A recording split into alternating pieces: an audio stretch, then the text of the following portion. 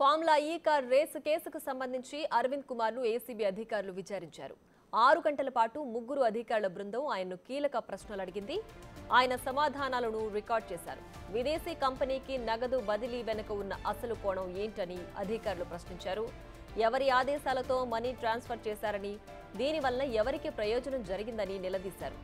ఆర్థిక శాఖ cabinet approval లేకుండా నిధులు ఎలా రిలీజ్ చేశారని అడిగారు. ఆర్బీఐ అనుమతి లేకుండా బ్యాంక్ ఎలా నగదు బదిలీ చేసిందని ప్రశ్నించారు.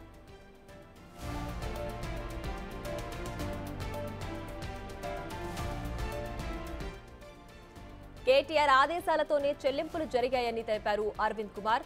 ఇక ఎఫ్ఈఓతో ప్రభుత్వం చేసుకున్న ఒప్పందమేంటి, ఆ నిబంధనలో ఏమున్నాయని నిలదీశారు.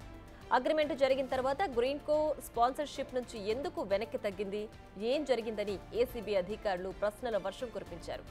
తర్వాత అరవింద్ కుమార్ స్టేట్మెంట్ను రికార్డ్ చేసి పంపించారు. మళ్లీ పిలిచినప్పుడు విచారణకు హాజరు కావాలని చెప్పారు.